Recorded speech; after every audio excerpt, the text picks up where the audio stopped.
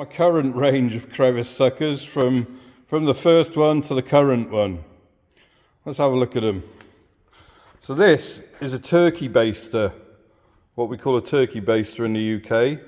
You could buy these in any kitchen hardware store, or probably in every supermarket too. And this actually does work really well. I put a clip around the rubber seal there, stop it, make sure no air escapes. And I like it, it's sort of got a thinner tube, and you don't have to take the bulb off because it's got such a wide entry at the bottom. You just sort of suck up and drop it in your pan. And I used this for a couple of years. It's great, and it's still all right, you know, as a backup. That was a positive. It was a good tool. I highly recommend that. But when you get down in a very thin crevice, then it becomes too wide at the bottom. But it does work well, so I can't really fault this one apart from the getting in the very thin cracks. It works well. And they come in various size bulbs, and that was the biggest kitchen bulb I could find at the time. And it was only about $5, so great tool. Then I wanted a better bulb, so I looked into the anal douches.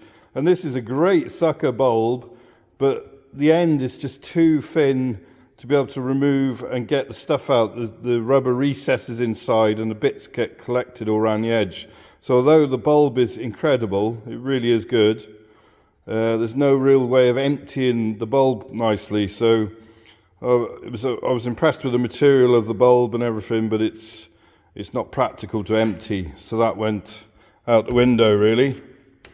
Then the tool company's Snap-on.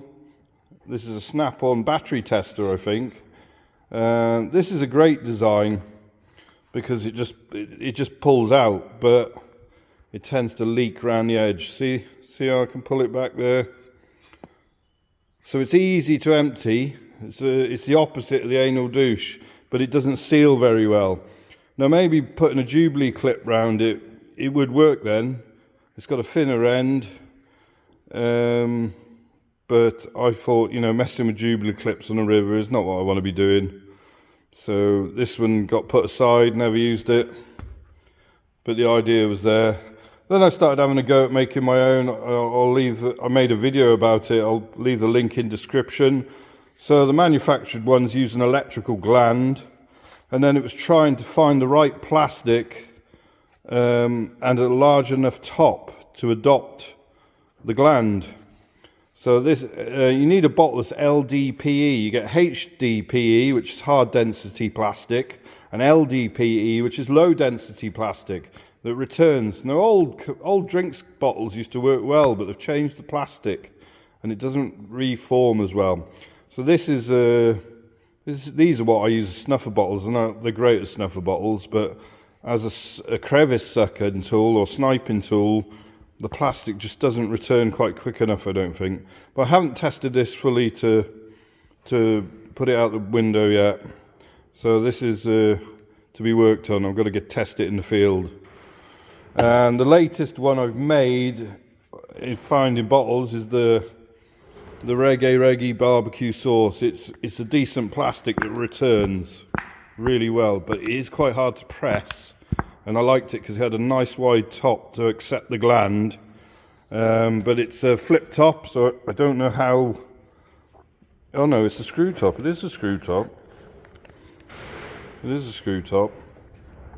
The screw is only like one thread though, so I don't know how reliable I would trust it. But it's the best plastic I've found recently anyway.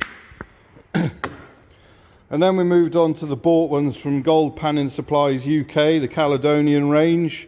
And these are great, you know, I can't fault it, I use it the most. But these had an issue of the ends coming out of the bulb, and I don't know if you could see, but I've bonded this one back on with Tiger Seal, which is a polyurethane car sealer.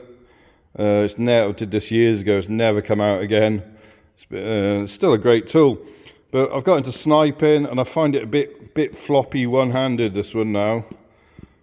So I saw that they did a new range of them. This is the newest one. The Extreme model. It's got a much harder bulb. and so it's a good one-handed thing. The end is a bit longer, and I've got another tube that's interchangeable with a smaller. I flatten the end off to get right in those crevices, so I've got interchangeable ends now. But I went out yesterday with it and it did the usual, so it's a bit of a flaw that the bonding came away, and that happens from me tapping it on the bedrock when it gets stuck and it breaks the seal. So people have told me if I email the guy, he'll replace it.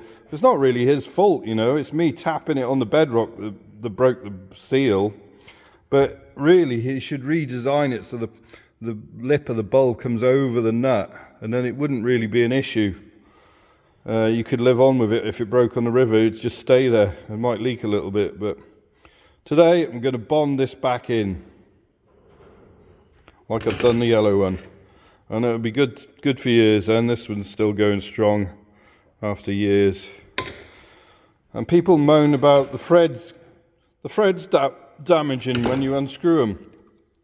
But if you clean that properly in the water, both sides, before you put it back together, you'll never have an issue with the threads. That's just people not cleaning their equipment properly between emptying it out.